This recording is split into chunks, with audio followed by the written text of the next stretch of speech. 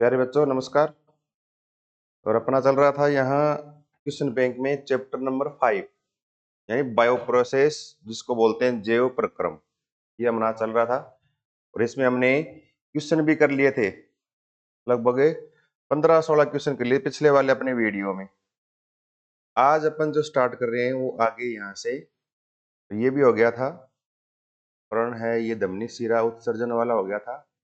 यहाँ से स्टार्ट करना अपने को। आज वर्गाणु की संरचना हो गया था, ये ना पीछे किया ना। उत्सर्जन किसे कहते हैं ये हो गया था। उत्सर्जन तंत्र का नामांकित चित्र भी हो गया। उसके बाद मानव में मूत्र निर्माण की क्रियाविधि ये भी हो गया। और उसके बाद वर्गाणु की संरचना का नामांकित चित्र बनाइए। और उसके बाद यहाँ से स्टार्ट है वायवीय व अवायवीय श्वसन में अंतर। अपना जो अगला चैप्टर है ना इसमें वो क्या है, अगला अपना ये है। यहाँ से है ये वायवीय व अवायवीय श्वसन में अंतर। अब देखो इसमें याद ये रखना, बस सबसे मोटा अंतर यही है। वायवीय मतलब ऑक्सीजन की उपस्थिति में होने वाला श्वसन, और अवायवीय मतलब ऑक्सीजन की अनुपस्थिति में यानी O2 नहीं चाहिए उस अवस्था में होने वाला श्वसन। अब देखो आप कह दोगे कि श्वसन क्रिया में हमें बताया है कि ऑक्सीजन गैस शरीर के अंदर जाती है, CO2 गैस शरीर से बाहर निकलती है, तो यहाँ अवायवीय में ऑक्सीजन की आवश्यकता नहीं है। ऐसा क्यों है? तो देखो ये है प्रक्रम, या कहते हैं ये शब्द जो है ना ये है आंतरिक श्वसन के लिए। श्वसन के दो प्रकार होते हैं, एक होता है बाह्य श्वसन, एक होता है आंतरिक श्वसन। और बाह्य श्वसन मतलब अंदर हम गैस लें वापस शरीर से गैस को बाहर निकाल दें, वो बाह्य श्वसन फेफड़ों के द्वारा। और फिर फेफड़ों में O2 गैस रक्त में घुलकर फिर हमारी कोशिकाओं में पहुंचती है। और कोशिकाओं में फिर वो O2 गैस किस प्रकार से भोजन से रिएक्शन करती है, किस प्रकार से भोजन के साथ रिएक्ट करती है, वो आता है आंतरिक श्वसन में यानी इंटरनल रेस्पिरेशन में। तो आंतरिक श्वसन में वहां O2 की आवश्यकता है या नहीं है, उसके आधार पे दो प्रकार हैं, एक है वायवीय और एक है अवायवीय श्वसन में अंतर। अब देखो अंतर आते ही हमारे दिमाग में तुरंत क्या आएगा, पीछे मैंने आपको बताया भी है। अंतर आते ही तुरंत दिमाग में क्या है, हमें क्या बनानी है, इसकी टेबल बना के इसको काम में लेना है। कैसे? टेबल बना के इस तरह से, ज्यादा नहीं 2-3 मेन अंतर लिखने हैं। अंतर आ जाए ना तो अंतर में आप ये ध्यान रखो, ज्यादा नहीं तो आप कम से कम 2 अंतर तो जिसका भी आ जाए उसमें आपको याद होने चाहिए। पेपर में कम से कम 2 अंतर पूछते हैं और ज्यादा से ज्यादा 4 पूछेंगे, तो 2 तो सबको याद होने चाहिए। और अधिकतर संभावना जो होती है ना वो क्वेश्चन में 1 नंबर प्रश्न की होती है, यानी 1 नंबर का प्रश्न आएगा। और 1 नंबर का क्वेश्चन आएगा ना उस अवस्था में आपसे 2 अंतर पूछेंगे। तो यानी चाहे बड़ा क्वेश्चन हो तब भी वो 4 पार्ट में डिवाइड होगा और उसमें एक पार्ट ये आ जाए वायवीय अवायवीय श्वसन में क्या अंतर है, तब आपसे पूछेंगे 2 अंतर लिखिए, तब भी 1 नंबर का आएगा। 2 अंतर तो आपको याद होने चाहिए। अब देखो एक तरफ तो है, लिखेंगे हम वायवीय श्वसन, एक तरफ तो अपना है ये वायवीय श्वसन, और एक तरफ अपना क्या है, अवायवीय श्वसन। ये 2 नाम है, ठीक है ना, ये 2 नाम अवायवीय श्वसन। अब देखो वायवीय मतलब अभी मैंने बताया आपको क्या हो, ऑक्सीजन की उपस्थिति में हो। तो पहला पॉइंट क्या लिखेंगे, पहला लिखेंगे यूं, ऑक्सीजन ऑक्सीजन की उपस्थिति में,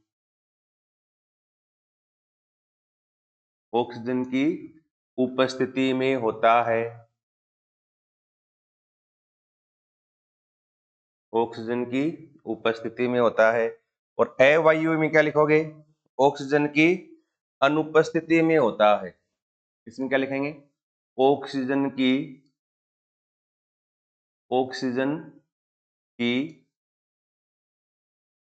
अनुपस्थिति में, की अनुपस्थिति में होता है, ऑक्सीजन की अनुपस्थिति में होता है, ये ध्यान रखना है। दूसरा अवायवीय श्वसन और वायवीय। अब देखो वायवीय श्वसन है ना, ये ऑक्सीजन की उपस्थिति में भोजन जो है ना उस भोजन का दहन होगा, मतलब उस भोजन को शरीर में कोशिका में जलाया जाएगा।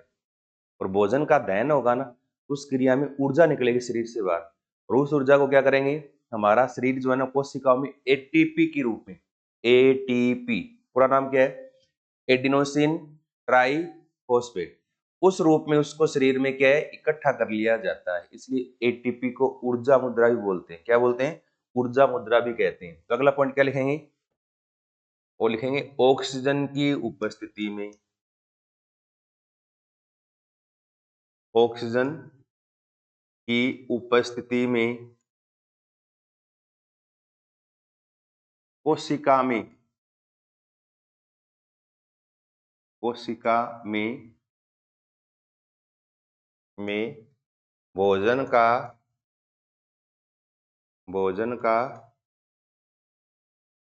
दहन होता है,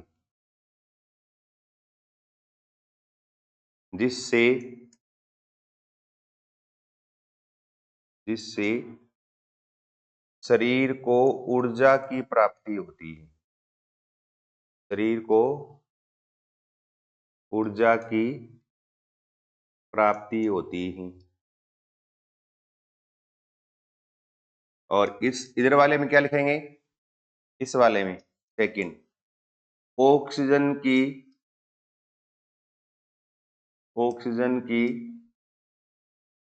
अनुपस्थिति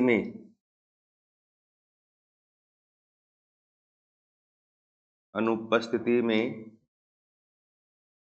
भोजन का दहन होता है, भोजन का दहन होता है, जिससे शरीर को ऊर्जा की प्राप्ति होती है, जिससे शरीर को ऊर्जा की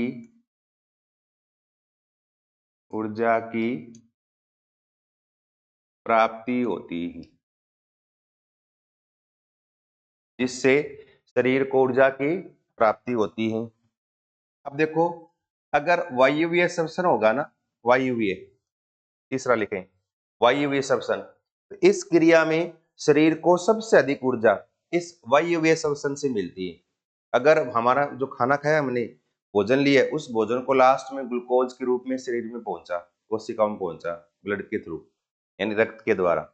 अब कोशिका में जो पहुंचा है ग्लूकोज, उस ग्लूकोज का ऑक्सीजन क्या करेगा, दहन करेगा। तो उस क्रिया में शरीर को सबसे अधिक ऊर्जा मिलती है। तो हमें जो सबसे अधिक ऊर्जा मिलती है ना, वो किससे मिलती है, इसी वायवीय श्वसन की सहायता से। और जिस क्रिया में एक ग्लूकोज के अणु से 36 एटीपी ऊर्जा मिलती है, किसमें, वायवीय श्वसन में। और अवायवीय श्वसन में ऑक्सीजन चाहिए नहीं, तब वहां दहन होगा ना, दहन क्रिया में कम मात्रा में ऊर्जा मिलती है, इससे केवल 2 एटीपी का उत्पादन होता है। तो कुल एक ग्लूकोज के अणु से कितने बनते हैं, 38 एटीपी का क्या होता है, उत्पादन होता है। या अगला क्या लिखेंगे, थर्ड, तीसरा, और लिखना, इस श्वसन में शरीर को अधिक मात्रा में ऊर्जा की प्राप्ति होती है। वह एक ग्लूकोज के अणु से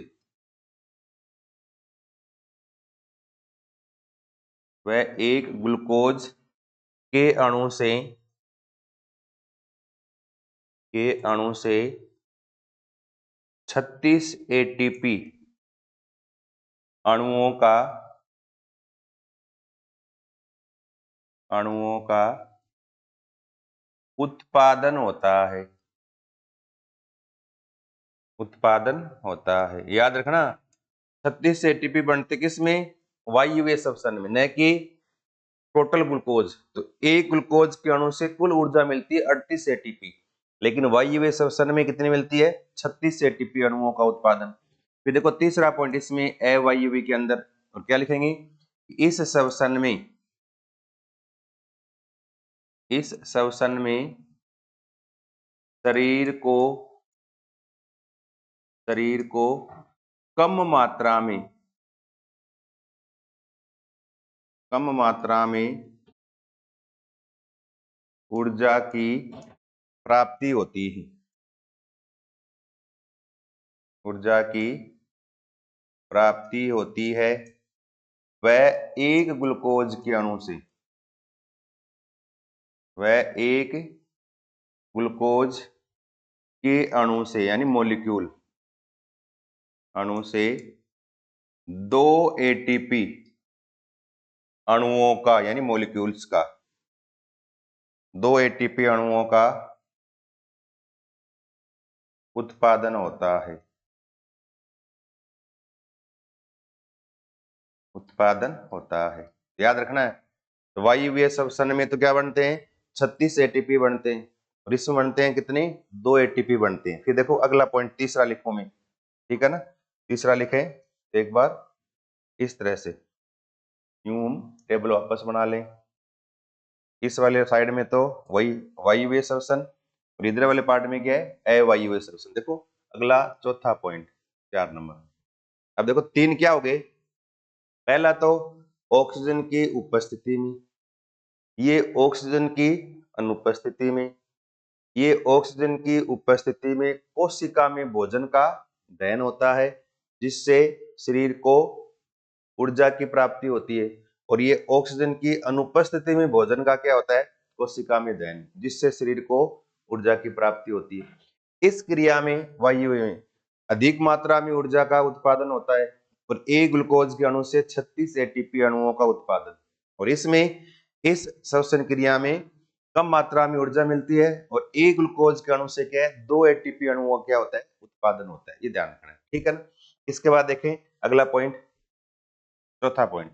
अगले में क्या है, अब देखो वायवीय श्वसन है ना, इस क्रिया में ये जो क्रिया है वायवीय श्वसन, ये क्रिया मुख्य रूप से कोशिका में माइटोकॉन्ड्रिया में होती है। क्या होती है, माइटोकॉन्ड्रिया, जिसको कोशिका का शक्ति ग्रह कहते हैं। अब प्रश्न बन गया एक और, ये कोशिका का शक्ति ग्रह किसे कहा जाता है, किसको, माइटोकॉन्ड्रिया को। कोशिका की शक्ति ग्रह माइटोकॉन्ड्रिया में होती है, इसलिए माइटोकॉन्ड्रिया को कोशिका का शक्ति ग्रह बोलते हैं। यानी शक्ति यानी ऊर्जा का मुख्य उत्पादन माइटोकॉन्ड्रिया में ही होता है। अलग अलग उसमें प्रोसेस चलते हैं, चक्कर चलते हैं, और उसमें क्रेब्स चक्कर चलता है, ग्लाइकोलाइसिस चलते हैं, अलग अलग। तो क्रेब्स चक्कर चलता है, उसमें 36 एटीपी बनते हैं और एक ग्लूकोज के अणु से 2 क्रेब्स चक्कर चलते हैं। एक क्रेब्स चक्कर से 18 एटीपी बनते हैं, 2 से 18 दूनी 36, तो एक ग्लूकोज के अणु से 36 एटीपी। और ये अवायवीय श्वसन है ना, ये होता है कोशिका द्रव्य में, जिसमें ग्लाइकोलाइसिस चक्कर चलता है, जिसमें 2 एटीपी अणुओं का होता है उत्पादन होता है। अगला क्या लिखेंगे, चौथा, ये माइटोकॉन्ड्रिया में, जिसको कोशिका का शक्ति ग्रह बोलते हैं, उसमें होता है। और ये कहाँ होता है, कोशिका द्रव्य में संपन्न होता है। तो अगला लिखेंगे चौथा पॉइंट क्या लिखेंगे, तो लिखना यह कोशिका के माइटोकॉन्ड्रिया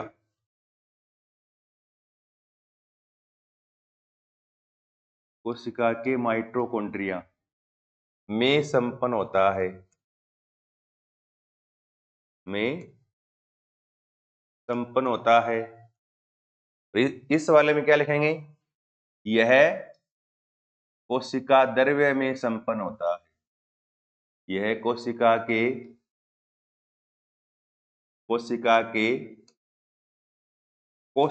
द्रव्य में संपन्न होता है, संपन्न होता है। और फिर अगला एक पॉइंट और याद कर सकते हो, इन 5 में से आप 4 याद कर लो या 2 याद कर लो तो भी काम चल जाएगा। तो आप 4 तो याद करो, कई बार एग्जाम में 4 पूछ लेते हैं। 4 पूछेंगे तब 2 नंबर का आएगा, 2 पूछेंगे तब 1 नंबर का प्रश्न आएगा। अब देखो अगला क्या है, इस क्रिया में जब वायवीय श्वसन होगा ग्लूकोज का, तब उस ग्लूकोज से कार्बन डाइऑक्साइड और जल बनता है, साथ में 36 एटीपी अणुओं का उत्पादन। और ये वाला होगा ना, इस क्रिया में ग्लूकोज का होगा दहन, और दहन क्रिया में ऑक्सीजन की आवश्यकता नहीं होती, तब इसमें एल्कोहल और CO2 का उत्पादन होता है। कैसे देखो, ऐसे लिख दोगे, ग्लूकोज, इस तरह से क्या लिख देंगे, ग्लूकोज 500 पॉइंट में। तो ग्लूकोज अगर है ना फॉर्मूला वगैरह नहीं लिखना है, इसको लिख रहा हूँ शॉर्ट में मैं, ग्लूकोज प्लस ऑक्सीजन, इससे क्या बनेगा, कार्बन डाई ऑक्साइड, क्या बनेगा, CO2 प्लस जल, कार्बन डाइऑक्साइड प्लस जल, प्लस क्या बनेगा, 36 ATP, 36 ATP बनेंगे। और ये क्रिया कहाँ होती है, माइटोकॉन्ड्रिया, कहाँ होगी ये, माइटोकॉन्ड्रिया में होगी। और इस वाले में क्या लिखेंगे, 5th पॉइंट में ग्लूकोज है ना, ग्लूकोज, और यहाँ ऑक्सीजन की आवश्यकता नहीं है, ग्लूकोज का डायरेक्ट दहन होगा। और ये क्रिया कहाँ होगी, कोशिका द्रव्य में, कोशिका द्रव्य में होगी, यानी साइटोप्लाज्म में। और इस क्रिया में क्या बनेगा, एल्कोहल प्लस कार्बन डाइऑक्साइड यानी C2H5OH प्लस CO2 प्लस क्या बनेंगे, 2 ATP अणुओं का क्या होगा, उत्पादन, इस तरह से। तो यहां तो कार्बन डाइऑक्साइड प्लस जल प्लस 36 ATP बने हैं, किससे, ग्लूकोज के ऑक्सीकरण से। और ये क्रिया वायवीय श्वसन में, तब माइटोकॉन्ड्रिया में होता है, क्रेब्स चक्कर चलता है। और इसमें ग्लूकोज के एक अणु से एल्कोहल बनेगा और कार्बन डाइऑक्साइड प्लस 2 जल, ये 2 ATP अणुओं का उत्पादन, और ये होगा कोशिका द्रव्य में। ठीक है ना। अब देख लो, ये 4-5 अंतर और भी है अपने को, लेकिन ये मेन है ना, आप याद कर सकते हो, वही बताइए मैंने, ये चीजें हैं वही। ऑक्सीजन की उपस्थिति में, अनुपस्थिति में, ऑक्सीजन की उपस्थिति में कोशिका में भोजन का दहन, अनुपस्थिति में कोशिका में भोजन का दहन, श्वसन क्रिया में अधिक मात्रा में ऊर्जा मिलती है, 36 ATP अणुओं का उत्पादन, कम मात्रा में ऊर्जा मिलती है, 2 ATP अणुओं का उत्पादन। ये कोशिका माइटोकॉन्ड्रिया में होता है, और ये कोशिका द्रव्य में होता है। ये फिर इस प्रकार से रिएक्शन लिख सकते हो आप। अब देखो, 2 पॉइंट और याद रखना आप अलग से। एक तो क्या बोलते हैं, माइटोकॉन्ड्रिया को कोशिका का शक्ति गृह कहते हैं, ध्यान रखना। एक तो क्या है, माइटोकॉन्ड्रिया, 2-3 नाम याद रखने आपको अलग से। ये तो पूरा हो गया अपना अंतर तो, लेकिन इसमें 2-3 पॉइंट आ गए। ये थोड़े से 2-3 पॉइंट आप अलग से याद रखना। माइटोकॉन्ड्रिया को बोलते हैं power house of cell, power house of cell, कोशिका का शक्ति गृह, क्या बोलते हैं इसको, कोशिका का शक्ति गृह। और एक याद रखना, ATP का पूरा नाम, ATP है ना, इसका पूरा नाम याद रखना है। और पूरा नाम क्या है ATP का, एडिनोसिन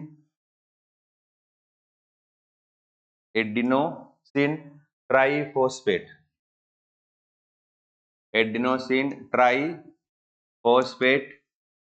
और इसका एक नाम और, इसको बोलते हैं ऊर्जा मुद्रा, याद रखना, शरीर की ऊर्जा मुद्रा किसे कहते हैं, ATP को ऊर्जा मुद्रा कहा जाता है, ध्यान रखना। ये ऊर्जा मुद्रा, ऊर्जा मुद्रा बोलते हैं ATP को, एडिनोसिन ट्राइफॉस्फेट। इस रूप में ऊर्जा संचित रहती है शरीर में, और जब टूटेगा ना, ये टूट के शरीर को ऊर्जा देगा। जब शरीर को ऊर्जा की आवश्यकता होगी ना, तब टूटेगा, टूटेगा तो ATP से क्या बनेगा, ADP बनेगा। तो ADP का भी पूरा नाम आना चाहिए आपको। इसका पूरा नाम क्या है, एडिनोसिन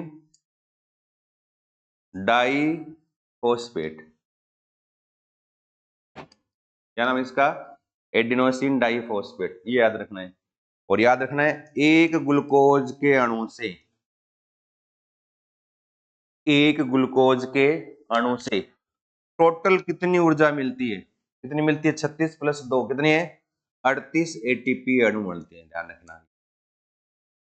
एक ग्लूकोज के अणु से कितनी ऊर्जा का उत्पादन होता है, एक ग्लूकोज के अणु से 38 ATP अणुओं का उत्पादन होता है, ध्यान रखना है।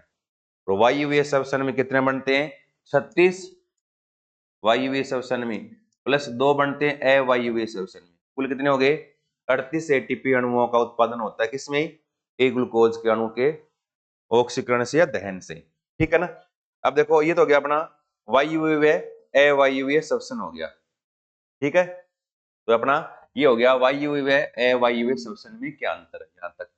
इसके बाद देखो, मानव श्वसन तंत्र का नामांकित चित्र बनाइए।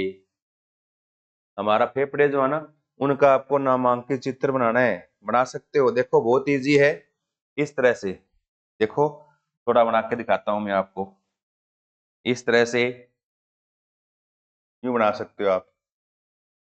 इस तरह से श्वास नली अपनी है ना, इस तरह से इसके आगे दो भाग हो गए यूं, और ये श्वास नली है ना, ये फिर आगे गुब्बारे के समान संरचना में खुल गई इस तरह से।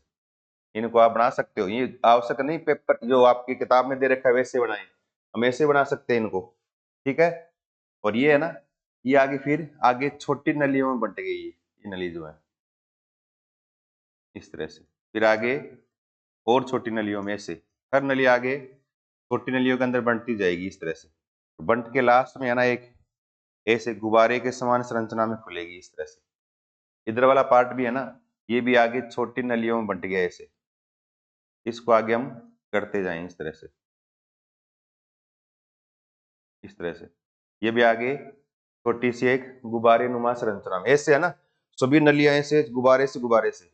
और यूं कहते हैं ऐसे एक फेफड़े में यानी करोड़ों संख्या में ऐसे गुब्बारे की नुमा संरचनाएं पाई जाती है। अब देखो इनको क्या बोलते हैं और इनका नाम क्या याद रखना है, देखो ये बहुत ही इंपॉर्टेंट है। एक तो सबसे पहले ये जहां से गले के अंदर अपनी नली है ना, उस गले में नली उसको बोलते हैं श्वास नली। का नाम क्या है? श्वास नली यानी नली यानी ट्रेकिया, ये ट्रेकिया है। फिर ये है श्वसनिका, ट्रेकियोल्स, श्वसनिका। ये भी इधर वाली भी क्या, ये भी श्वसनिका है, ठीक है। उसके बाद आगे है ना, ये छोटे पार्ट में टूट गई आगे और बंट गई, इनको बोलते हैं श्वसनिकाएं। श्वसनिकाएं, देखो दो तीन नाम एक सेम से ही है ये।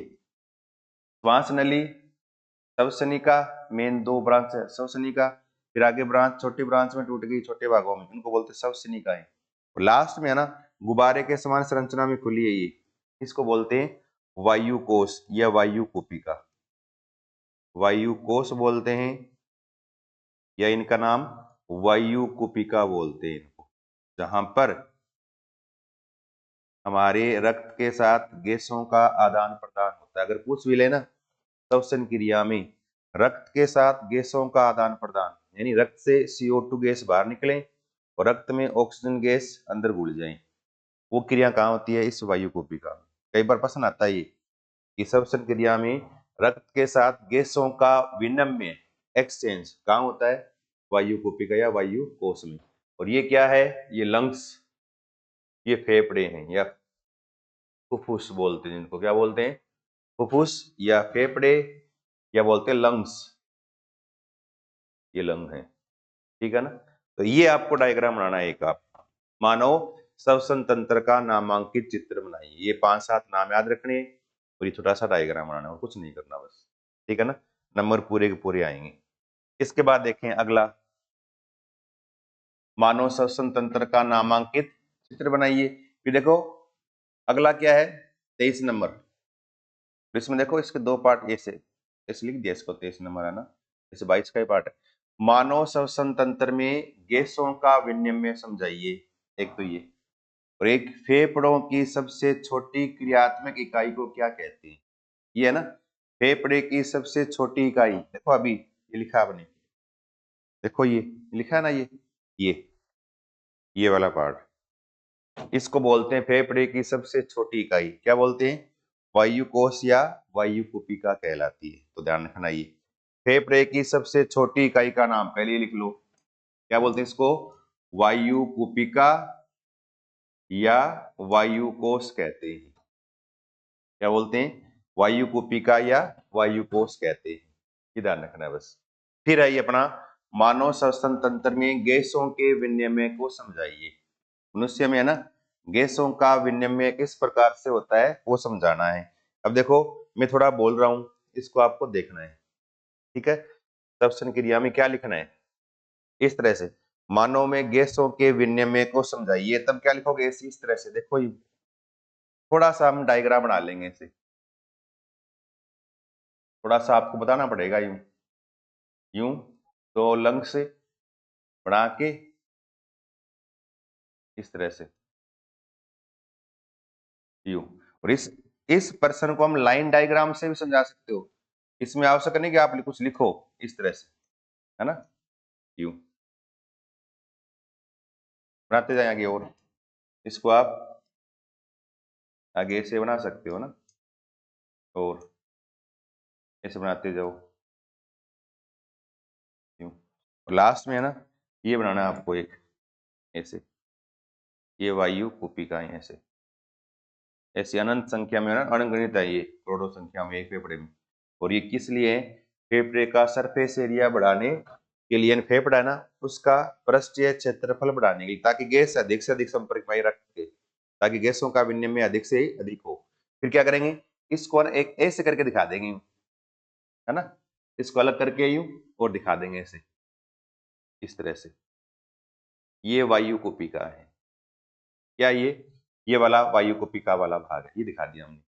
और यहाँ इस तरह से थोड़ा आपको यूं बना के दिखाना पड़ेगा, इस, है ना। और यूं कह देंगे, थोड़ा लाल कर देता हूं इसको मैं, थोड़ा कम दिखेगा ये, लेकिन फिर भी ये रक्त है। ये क्या है? ये रक्त है, इस तरह से। अब ये रेड है, रक्त की तरह बनाया मैंने, थोड़ा इसको देखना, थोड़ा कम दिखेगा लेकिन फिर भी थोड़ा देखो इसको, ठीक है। और फिर क्या करेंगे, इस तरह से, यहां से गैस से आई है ना, यहां से गैस आएगी इस तरह से। गैसों में मुख्य रूप से अंदर क्या लेते हैं, ऑक्सीजन गैस यहाँ पहुंची, और यहाँ पहुंचने के बाद यहाँ आई, यहाँ पर हम क्या लिखेंगे, इस तरह से, यहाँ पर CO2 कार्बन डाइऑक्साइड का आंशिक दाब, आंशिक दाब क्या है? अधिक, यानी रक्त में CO2 ज्यादा है, ठीक है। और यहाँ पर O2 का आंशिक दाब क्या है? कम। ऑक्सीजन का आंशिक दाब यानी पार्शियल प्रेशर, आंशिक दाब यानी पार्शियल प्रेशर, आंशिक दाब क्या है? कम। यहाँ O2 कम है रक्त के अंदर। और यहाँ हमने श्वास क्रिया ली है ना, यहाँ पर CO2 का आंशिक दाब क्या है? कम है। यहाँ CO2 कम है, आंशिक दाब कम, यहाँ कम। और यहाँ पर O2 क्या है? ज्यादा है, बाहर से गैस आई है, O2 की मात्रा ज्यादा आई है, यानी लिखेंगे O2 का आंशिक दाब यानी पार्शियल प्रेशर ज्यादा, अधिक, अधिक है। और इस क्रिया में क्या होगा आपको पता है? ये तो आपको पता ही है कि गैस से जो है ना हमेशा अधिक दाब से कम दाब की तरफ चलेगी। तो यहाँ देखो CO2 का यहाँ ज्यादा है, अंदर क्या है? CO2 कम है, तो CO2 क्या करेगी? यहाँ से जो बाहर आ जाएगी, ये CO2 है, कहाँ आ गई? यहाँ से यहाँ आ गई। और ऑक्सीजन देखो यहाँ ज्यादा है, और यहाँ ऑक्सीजन रक्त में कम है, क्या करेगी?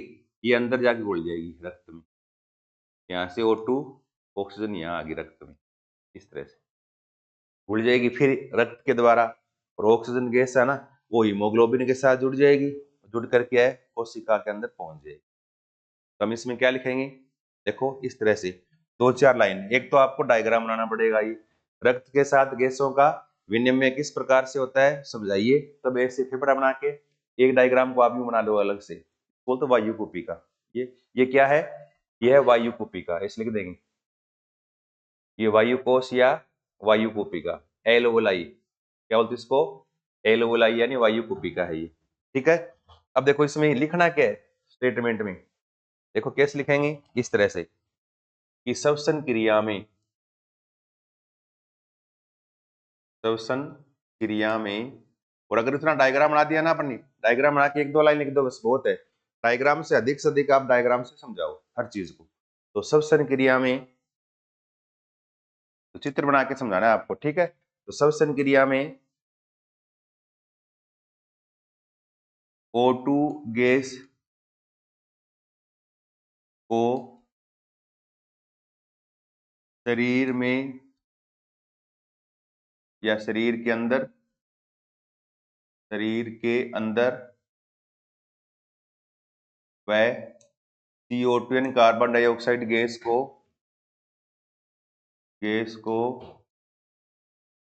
शरीर से बाहर निकाला जाता है।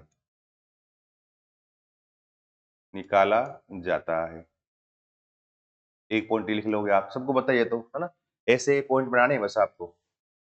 अगला पॉइंट क्या लिखोगे? फेफड़े या फेफड़ों में या लंग्स में, फेफड़ों में रक्त के साथ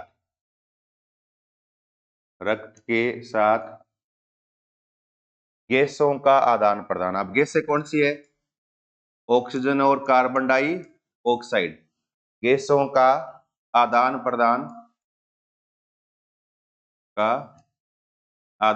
प्रदान वायु कूपिका या वायु कोश में होता है। वायु कूपिका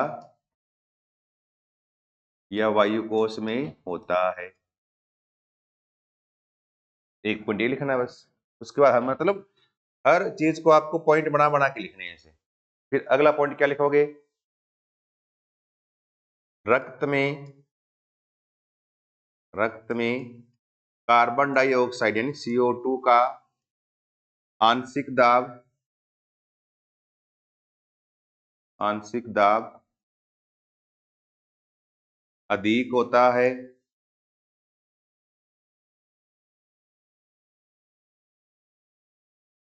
जबकि फेफड़े में कम होता है। तो फेफड़े में CO2 का आंशिक दाब कम होता है तथा ऑक्सीजन का यानी O2 का रक्त में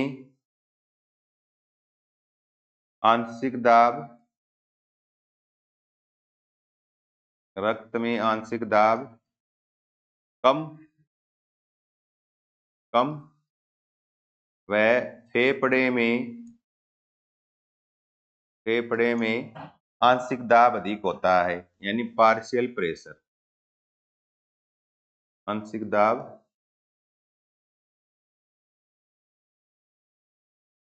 अधिक होता है। इसके फलस्वरूप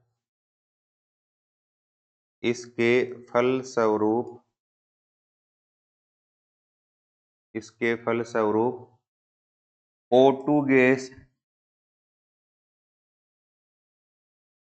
रक्त में घुल जाती है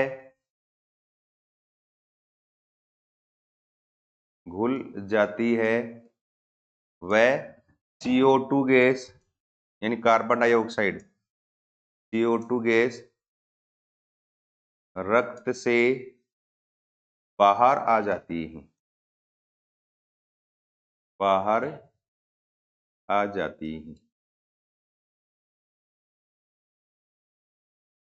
इस प्रकार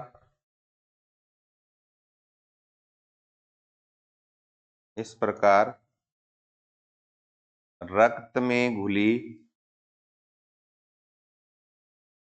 ऑक्सीजन गैस यानी O2 गैस हीमोग्लोबिन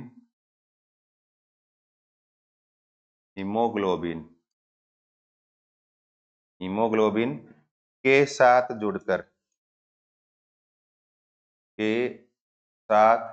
जुड़कर कोशिका में पहुंच जाती है। कोशिका में पहुंच जाती है।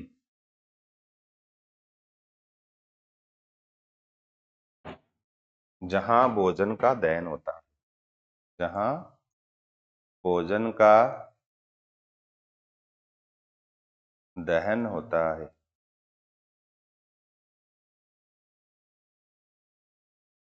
ये लिखना है बस आपको, ज्यादा नहीं है, 5-7 लाइन ये लिखनी है बस।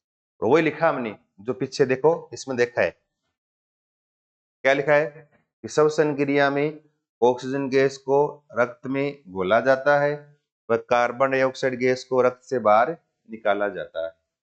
और रक्त के साथ गैसों का आदान प्रदान है, गैसों का विनिमय, वो वायु कूपिका में होता है। डायग्राम बना लोगे ऐसे। फिर क्या लिखोगे कि रक्त में कार्बन डाइऑक्साइड गैस का आंशिक दाब अधिक व फेफड़े में कार्बन डाइऑक्साइड का आंशिक दाब कम होता है। फिर सेकंड क्या लिखोगे, रक्त में ऑक्सीजन का आंशिक दाब कम व फेफड़े में ऑक्सीजन का आंशिक दाब अधिक होता है, जिसके फलस्वरूप ऑक्सीजन गैस रक्त में घुल जाती है, कार्बन डाइऑक्साइड गैस रक्त से बाहर निकल जाती है। रक्त में घुली हुई ऑक्सीजन गैस, रक्त में क्या है, हीमोग्लोबिन, रक्त में घुली हुई ऑक्सीजन गैस हीमोग्लोबिन की सहायता से कोशिका में पहुंच जाती है और जहां पर भोजन का दहन होता है। ये है रक्त के साथ गैसों का आदान प्रदान, जिसको बोलते हैं विनिमय यानी एक्सचेंज। यानी किस तरह से होता है वो थोड़ा आपको डायग्राम बना के ऐसे समझाना है, 2-4 आपको लाइन लिखनी है। अब देखो यहाँ जो है ना हमने लिखा है, इस पॉइंट में है ना एक पॉइंट याद रखना, ये नाम आया है, इसका भी अलग से एक पॉइंट याद लिख लेना या अलग से कॉपी में उतार लो चाहिए आप। ये नाम प्रश्न क्या आता है इसमें, अब देखो इसमें प्रश्न 2 आएंगे ऐसे। इसका एक प्रश्न तो ये आएगा कि श्वसन वर्णक का नाम बताइए। मनुष्य में श्वसन वर्णक के रूप में कौन कार्य करता है। श्वसन वर्णक कौन होता है, श्वसन वर्णक किसको बोलते हैं, हीमोग्लोबिन को श्वसन वर्णक कहा जाता है। एक तो ये, दूसरा एक ये हीमोग्लोबिन में कौन सी धातु पाई जाती है, धातु कौन सी होती है, लोहा। याद रखना ये क्या है, लोहा, और इस रूप में होता है ये Fe ऊपर +2, इसको बोलते हैं फेरस। क्या बोलते हैं इसको, क्या बोलेंगे इसको, फेरस ऐसे। तो हीमोग्लोबिन का एक नाम दिया जाएगा, श्वसन वर्णक क्या है, मनुष्य में श्वसन वर्णक के रूप में क्या काम करता है, तब हीमोग्लोबिन करता है। दूसरा, या जे हीमोग्लोबिन में पाई जाने वाली धातु का नाम बताओ, लोहा। या जे हीमोग्लोबिन में लोहा किस अवस्था में होता है, फेरस, Fe+2 फेरस होता है। ये 2 पॉइंट और याद रखनी, ठीक है। ये अपना यहां तक हो गया, कौन सा, मानव में श्वसन तंत्र में गैसों का विनिमय कैसे होता है वो। और फिर फेफड़ों की सबसे छोटी इकाई का नाम क्या लिखा हमने, वायु कोश या वायु कूपिका, याद रखना है, ठीक है। इसके बाद देखो अगला प्रश्न, किडनी यानी वृक्क। अगला प्रश्न क्या है कि वृक्क की इकाई को क्या कहते हैं, पीछे हमने बनाया ना, वर्काणु, वृक्क नलिका, जिसको नेफ्रॉन कहा, उसके द्वारा ब्लड छनता है ना। क्या लिखा, बोमन संपुट, प्याले के समान संरचना, फिर नीचे हेनले का लूप, फिर आगे संग्रह नलिका, और उसी बोमन संपुट में नलियों गुच्छा था जिसको हमने ग्लोमेरुलस बोला, जहाँ रक्त के दाब के साथ छनता है। रक्त को छानने का काम कौन करता है, नेफ्रॉन, जिसको बोलते हैं वृक्क नलिका या वर्काणु बोलते हैं।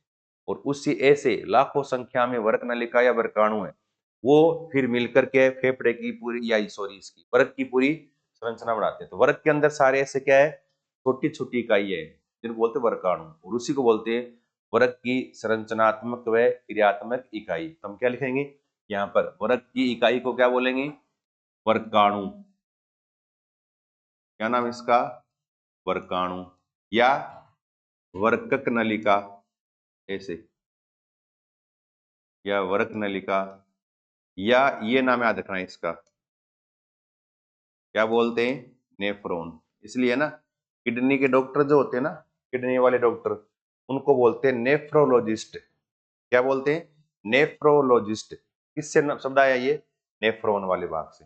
तो छोटी इकाई को बोलते हैं नेफ्रॉन, या बोलेंगे वर्काणु, या बोलेंगे वर्क नलिका।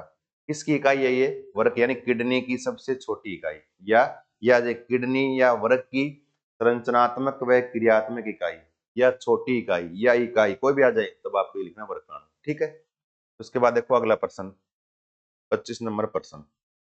और 25 में देखो क्या है कि पचित भोजन का अवशोषण किस भाग में होता है।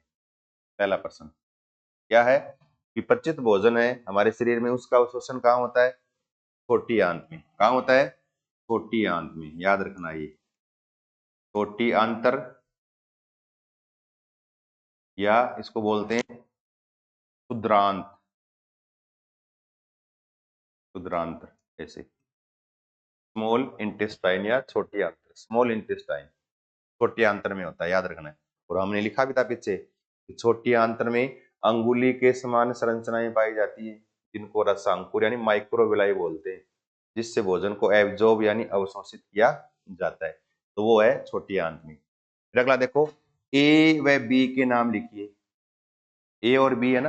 अब देखो यहाँ पर क्या है, कार्बन डाइऑक्साइड प्लस जल, और ये मिलकर ग्लूकोज का निर्माण कर रही है। ग्लूकोज की या ग्लूकोज का फॉर्मूला है C6 से, क्या फॉर्मूला देखो, फॉर्मूला क्या है C6H12O6, C6H12O6 ये ग्लूकोज है, प्लस 6O2, साथ में 6 ऑक्सीजन के अणु निकलते हैं, प्लस साथ में वापस 6 जल के अणु बाहर निकल, काटेंगे इनको, 6 12 कट जाएंगे तो ये यहाँ 6 बचेंगे।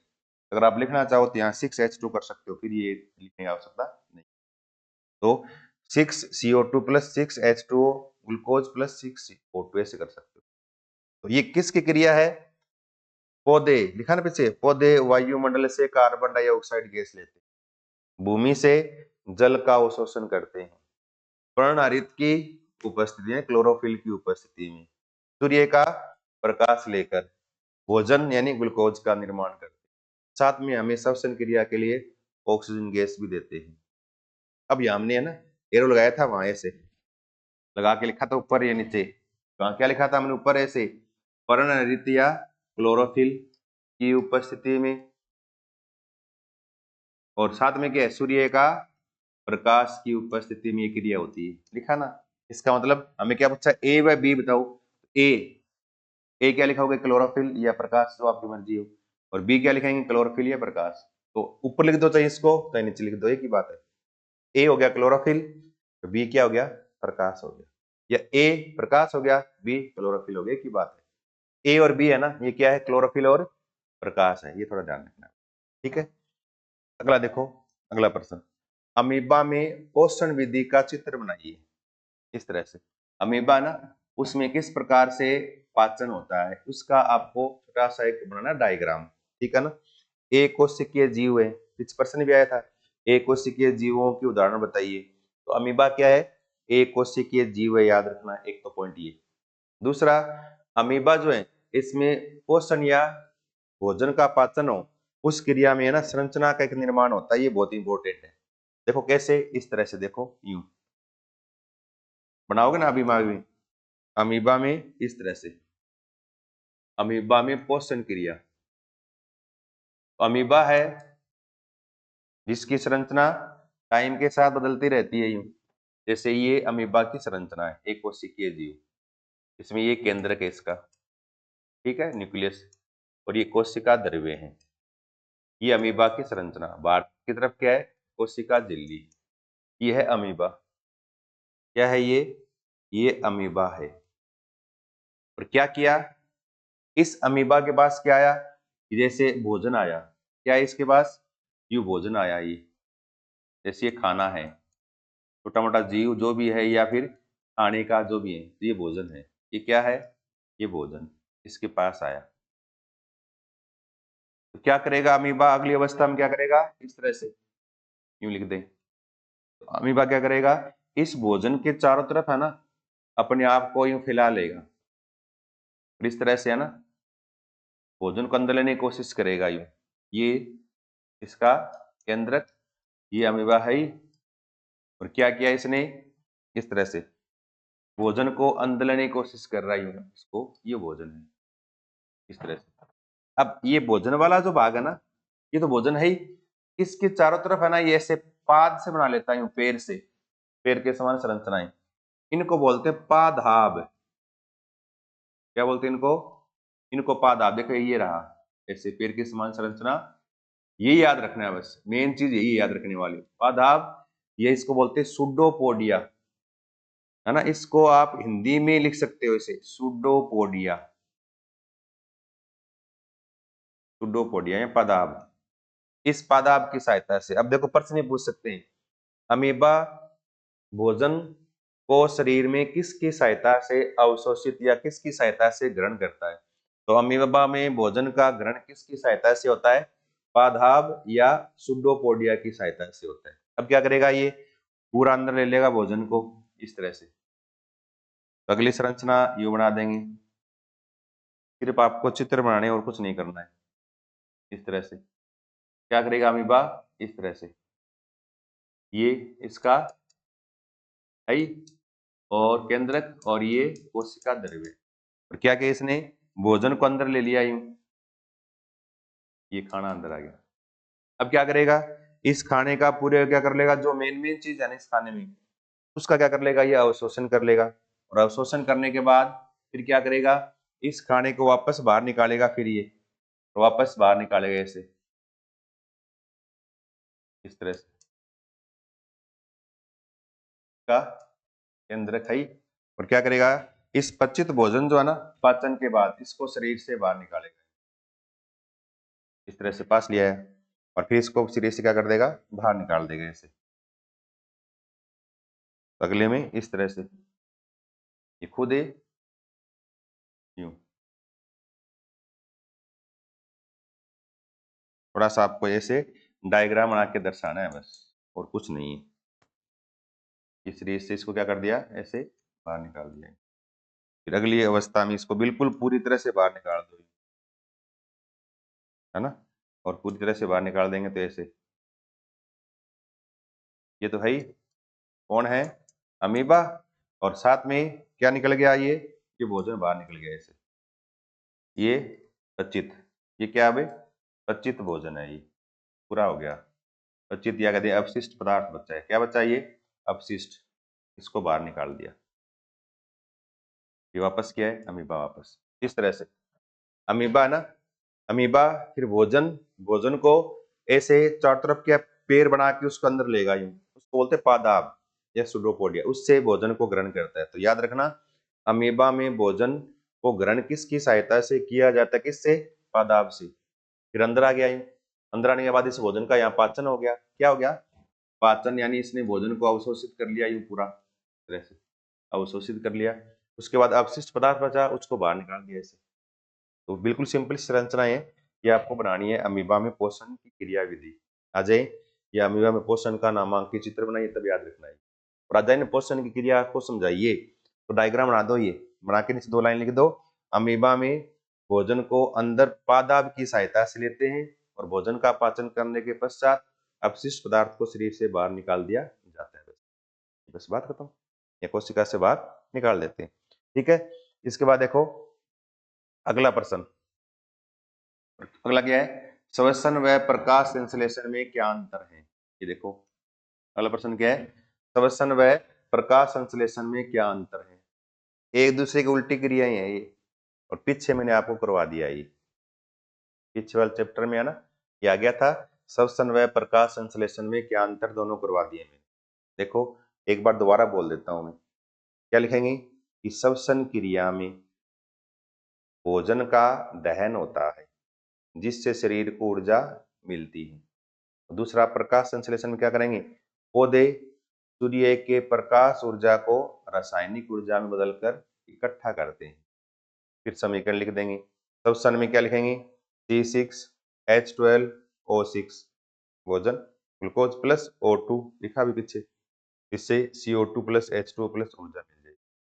और प्रकाश संश्लेषण में क्या लिखेंगे, CO2 उल्टी क्रिया है ना, ऐसे देखो यूं इस तरह से लिखा है ना।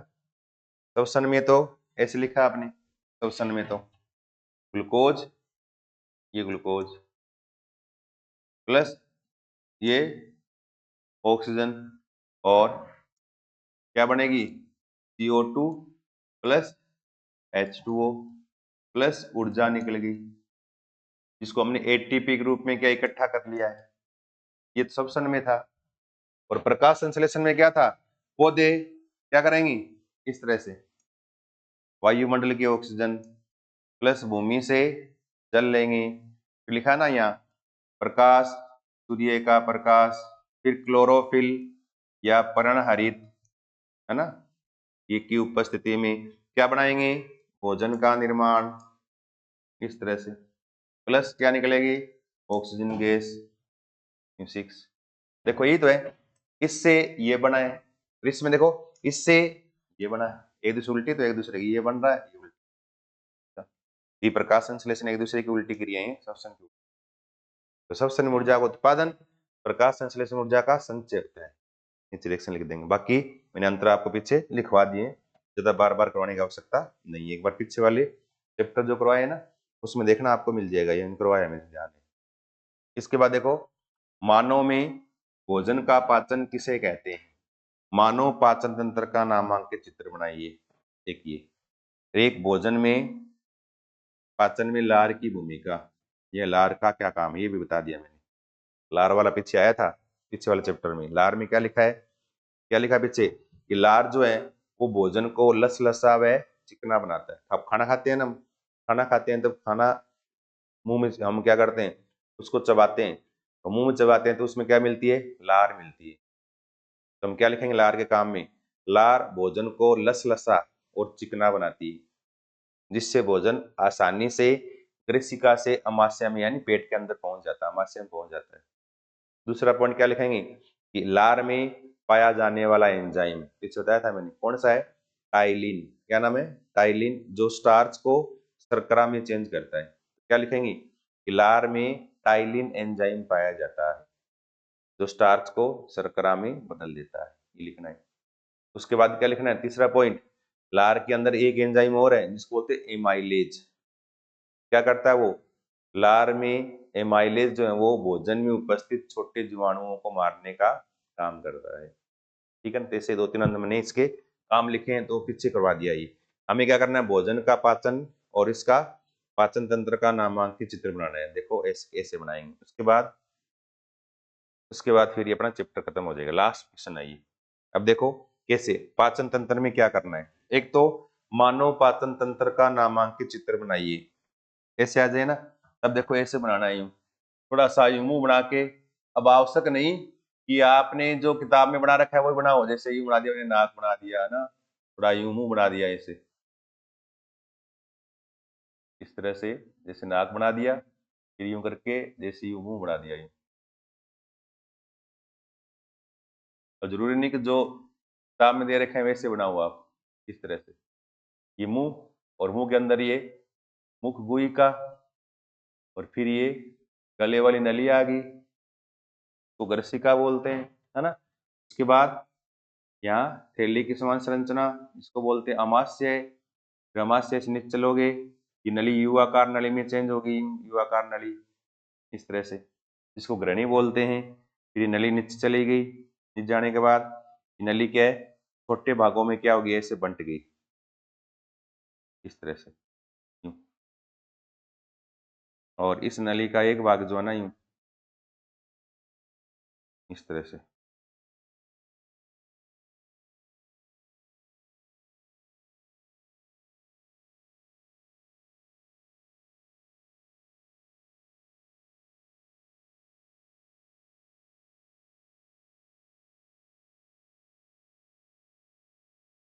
इस तरह से आप बना देंगे।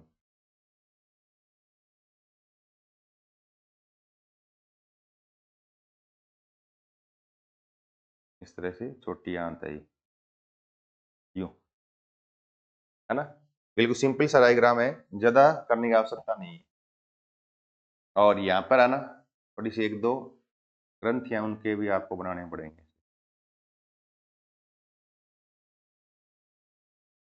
इस तरह से। ठीक है, अब देखो थोड़े से नाम लिखने हैं। अगर आप कैसे लाइन डायग्राम बना के इस तरह से, और अगर आप नंबरिंग सही कर दोगे, इनका नाम सही कर दोगे, तब कोई दिक्कत नहीं। नाम ही मेन, एग्जाम में थोड़ा आउटलाइन बना के नाम लिखना जरूरी है। अब देखो सबसे पहले ये तो क्या है, मुख, क्या है, मुख। ये क्या है, मुख गुहिका, बक्कल कैविटी, मुख गुहिका जिसको बक्कल कैविटी बोलते हैं। फिर ये इसोफेगस या ग्रसिका, एसोफेगस या ग्रेसिका वाला भाग है।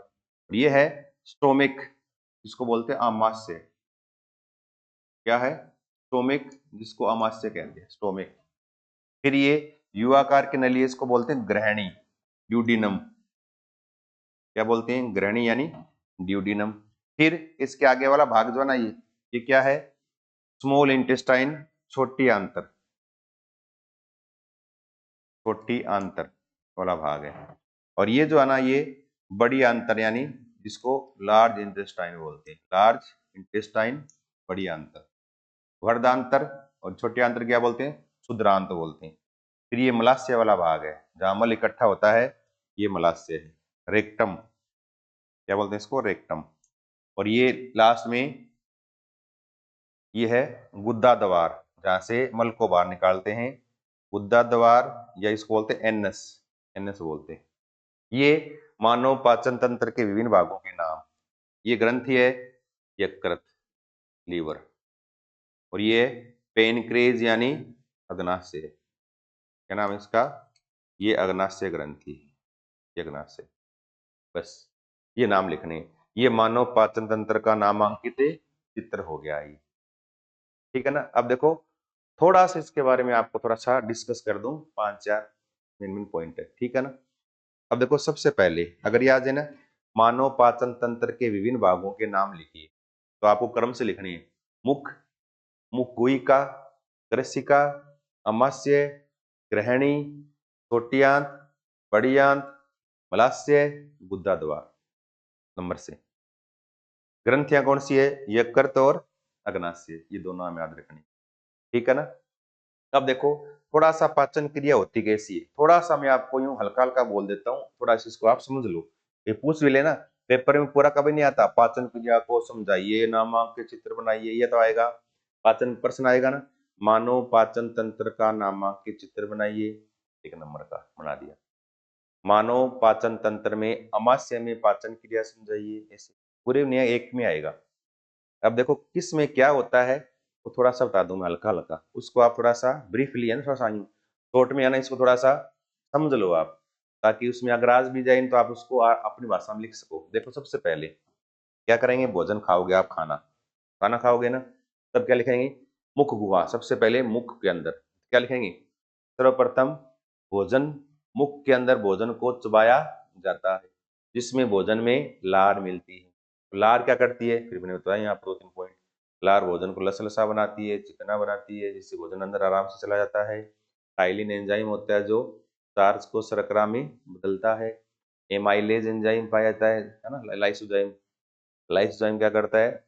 क्या करेगा? वो छोटे जीवाणुओं को मार देता है। इस प्रकार से भोजन जो है ना, वो लुगदी के रूप में बन जाता है, लसलसा, जिसको बोलस बोलते हैं। क्या बोलते हैं? बोलस। उस बोलस को क्या है? शरीर के अंदर या कह दें अमाशय में ग्रहण कर लिया जाता है। और मुख में भोजन का जो चबाने का हम दांतों की सहायता से करते हैं। मनुष्य में 32 दांत होते हैं, 4 प्रकार के दांत होते हैं। उनमें 4 में कौन से हैं? कृंतक काटने वाले, प्रदनक चीरफाड़ करने वाले, अग्रचर्वणक और चर्वणक, ये 4 प्रकार है। टोटल 32 दांत हैं। दूध दांत होते हैं ना, यानी टोटल 20 दांत जो होते हैं वो जिंदगी में 2 बार आते हैं। जो बच्चों में होते हैं ना 20 दांत आते हैं एक बार, उसका टूटने के बाद फिर टोटल 32 आते हैं। यानी उसको बोलते हैं मिल्क टीथ या दूधिया दांत। कितने होते हैं? 20 होते हैं। लिख के 2-4 लाइन फिर कह देंगे। भोजन है ना, ग्रसिका, ग्रसिका में भोजन का कुछ भी पाचन नहीं होता है। ग्रसिका की सहायता से भोजन अमाशय में पहुंचता है। फिर अमाशय में क्या लिखोगे?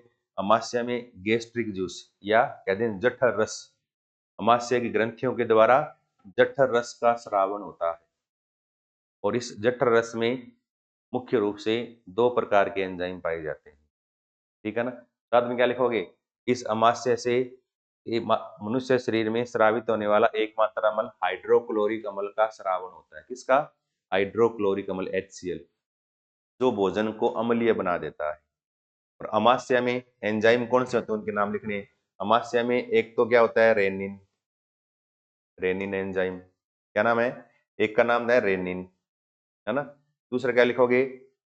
पेप्सिन। 2 नाम लिख दोगे। अमाशय में रेनिन व पेप्सिन एंजाइम होती हैं, जो हाइड्रोक्लोरिक अम्ल की उपस्थिति में सक्रिय हो जाती हैं। क्या लिखेंगे, रेनिन एंजाइम दूध का पाचन करता है।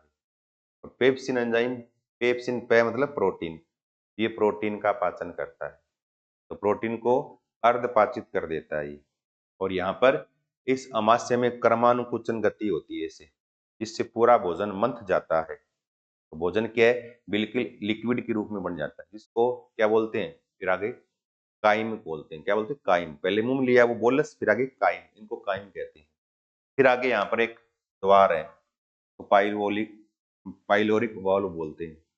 ये थोड़ा खुलेगा, खुलने के बाद थोड़ा सा भोजन कहाँ आएगा, ग्रहणी में। तो ग्रहणी में दो ग्रंथियां आगे खुलती हैं। क्या लिखेंगे, यकृत के पास छोटा सा एक ग्रंथि है या छोटी सी एक भाग, जिसको पित्ताशय बोलते हैं, जहां से यकृत से निकलने वाला पीतरस इस पित्ताशय में इकट्ठा हो जाता है। और इस पित्ताशय की सहायता से, बोलते पीत की थैली बोलते हैं ना, वो पित्ताशय की सहायता से पीतरस ग्रहणी में भोजन में आके मिल जाता है। और पीतरस की प्रकृति क्षारीय होती है, जो अमाशय से आने वाले अम्लीय भोजन को क्षारीय बना देता है, जिससे क्षारीय बनने से ये अग्नाशय, तो अग्नाशय से इस प्रकार से दो प्रकार के एंजाइम निकलते हैं। तो कौन से, एक तो लाइपेज एंजाइम और एक है ट्रिप्सिन। ट्रिप्सिन, ये दो एंजाइम। तो यकृत से निकलने वाला पीतरस ग्रहणी में भोजन में मिलकर भोजन की प्रकृति को क्षारीय कर देता है, तथा अग्नाशय से निकलने वाला अग्नाशी रस, जिसमें पाचक एंजाइम पाए जाते हैं। और मुख्य रूप से दो प्रकार के एंजाइम हैं, लाइपेज व ट्रिप्सिन। लाइपेज मतलब लेमन लिपिड यानी वसा, लाइपेज वसा का पाचन करता है, लिपिड का पाचन करता है, तेल घी वगैरह उनका। और ट्रिप्सिन शेष प्रोटीन का पाचन ट्रिप्सिन की सहायता से किया जाता है।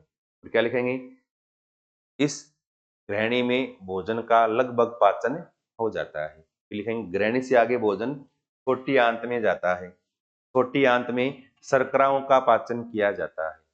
माल्टोज को ग्लूकोज में बदल देगा, सुक्रोज को ग्लूकोज और फ्रक्टोज में चेंज कर देगा, लेक्टोज को ग्लूकोज और ग्लेक्टोज में बदल देगा। और यहाँ छोटी आंत में पूर्ण रूप से पाचन होने के पश्चात छोटी आंत में अंगुली के समान परवर्ध यानी संरचनाएं पाई जाती है, जिनको रसांकुर कहा जाता है। इन रसांकुर के द्वारा इस पचित भोजन का अवशोषण कर लिया जाता है। और भोजन अवशोषण के बाद अवशिष्ट पदार्थ बचता है, जो छोटी आंत से बड़ी आंत में चला जाता है। और छोटी आंत और बड़ी आंत जहाँ मिलती है ना, वहाँ एक छोटी संरचना मिलती है, जिसको बोलते हैं कर्मी रूपी परिशेषिका या अपेंडिक्स। क्या बोलते हैं इसको, अपेंडिक्स बोलते हैं। कई बार बोलते हैं अपेंडिक्स का ऑपरेशन करवाए। ये छोटी और बड़ी आंत के जहाँ मिलती है वहां पर होती है छोटी सी संरचना है, छोटी सी, जिसको अपेंडिक्स बोलते हैं। कि हमारे काम की नहीं है वैसे, कर्मी रूपी परिशेषिका यानी हमारे शरीर में एक अवशेष है। और इसका मतलब ये सिद्ध होता है कि मनुष्य पहले क्या शाकाहारी था, है ना। कि कैसे हमारे शरीर के अंदर भी घास का पाचन वगैरह होता था, इसमें जीवाणु वगैरह पाए जाते हैं जो सेलुलोज का पाचन करते हैं। तो ये हमारे आज काम की नहीं है, तो उसको हम शरीर से बाहर निकाल देते हैं, दर्द करने लगे।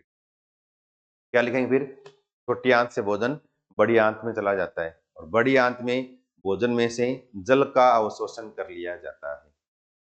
तो जो अपशिष्ट पदार्थ बचा ना, उसमें से जल का अवशोषण बड़ी आंत में होता है। और जल का अवशोषण करने के बाद अवशिष्ट पदार्थ अर्ध ठोस रूप में परिवर्तित हो जाता है, जिसे मलाशय में मल के रूप में इकट्ठा कर दिया जाता है, जिसे गुद्दा द्वार से शरीर से बाहर निकाल देते हैं। बस ये लिखने मेन, ठीक है ना, पाचन क्रिया में। ये मैंने बोला ना, ये चीजें आप अपनी कॉपी में लिख सकते हो। पहले को मुख गुहा, मुख गुहा में लार मिलना, भोजन को चबाना, है ना, लार का काम क्या है, टाइलिन एंजाइम वो लिखनी। कृषिका लिख लो, कोई पाचन नहीं होता, भोजन को अमाशय में पहुंचाता है। ये लिख लेंगे अमाशय में पाचन। क्या लिखेंगे अमाशय में, अमाशय में हाइड्रोक्लोरिक अम्ल HCl का श्रावण होता है, जो भोजन को अम्लीय बनाता है, तथा अमाशय की दीवारों में उपस्थित जठर ग्रंथियों से जठर रस यानी गैस्ट्रिक जूस, जठर रस का श्रावण होता है, जिसमें मुख्य रूप से रेनिन व पेप्सिन पाया जाता है। रेनिन दूध का पाचन करता है, पेप्सिन प्रोटीन का पाचन करता है। इसके बाद भोजन मथ जाने के बाद वो या तरल रूप में परिवर्तित हो जाता है, जिसे काइल कहते हैं या काइम कहते हैं। और काइम फिर आगे देखो सेकंड थर्ड नंबर ग्रहणी में पाचन। ग्रहणी में क्या लिखोगे, अब अमाशय से भोजन ग्रहणी में पहुंचता है। ग्रहणी में पिता यानी यकृत से पित्ताशय की सहायता से पीतरस किडनी में पहुंचता है, जो भोजन को क्षारीय बना देता है और क्षारीय भोजन की उपस्थिति में भोजन का पाचन होता है। इस क्रिया में अग्नाशय से अग्नाशय रस भोजन में मिलता है, जिसमें पाचक एंजाइम पाए जाते हैं। लाइपेज लिपिड का पाचन करता है, ट्रिप्सिन प्रोटीन का पाचन कर देता है। इस प्रकार से पचित भोजन छोटी आंत में पहुंचता है। फिलहाल छोटी आंत में पाचन, छोटी आंत में शर्कराओं का पाचन होता है तथा छोटी आंत में अंगुली के समान संरचनाएं मिलती है, जिन्हें रसांकुर कहते हैं, जो भोजन को अवशोषित करने का कार्य करते हैं। अवशोषण कर लेंगे। फिर लिखेंगे बड़ी आंत। बड़ी आंत में भोजन में से लवण व जल का अवशोषण होता है। उसके बाद मलाशय यानी अपशिष्ट पदार्थों को मल के रूप में मलाशय में इकट्ठा कर दिया जाता है। फिर गुदा द्वार, जिसकी सहायता से यानी मलाशय से अपशिष्ट पदार्थ हैं वो मल के रूप में गुदा द्वार के द्वारा बाहर निकाल दिया जाता है। बस ये लिखना है, ठीक है ना। ये अपनी पाचन क्रिया है। पाचन तंत्र का नामांकित चित्र, तो पाचन तंत्र का चित्र और इसमें ये मेन चीजें, तो ठीक है, लार की भूमिका कर लिया हमने। ये अपना यहाँ तक जो है ये हो गया अपना 5वां चैप्टर पूरा हो गया ये, ठीक है ना। थोड़ा बड़ा था, क्यों बायो प्रोसेस जैव प्रक्रम है, तो याद रखना एक बड़ा प्रश्न भी आएगा इसमें से, है ना, छोटे प्रश्न भी आएंगे, है ना, एक ऑब्जेक्टिव प्रश्न भी आएगा, सारी चीजें आएंगी इसमें से, इसलिए थोड़ा इसको ढंग से पढ़ना जरूरी है। और बड़ा चैप्टर है ये, ठीक है, लगभग 8 नंबर का है ये। कितने नंबर का है? 8 नंबर का चैप्टर है, ढंग से पढ़ना है इसको। जो अभी प्रश्न करवाए सारे सारे करने हैं आपको A to Z। और इन प्रश्नों के अलावा बीच बीच से मैंने कुछ चीजें बोली है, इसका ये भी चीज याद रखनी है, ये भी याद रखनी है, वो चीजें भी थोड़ा साथ साथ में आप वीडियो को पॉज करके साथ में लिखते जाओ, ठीक है ना।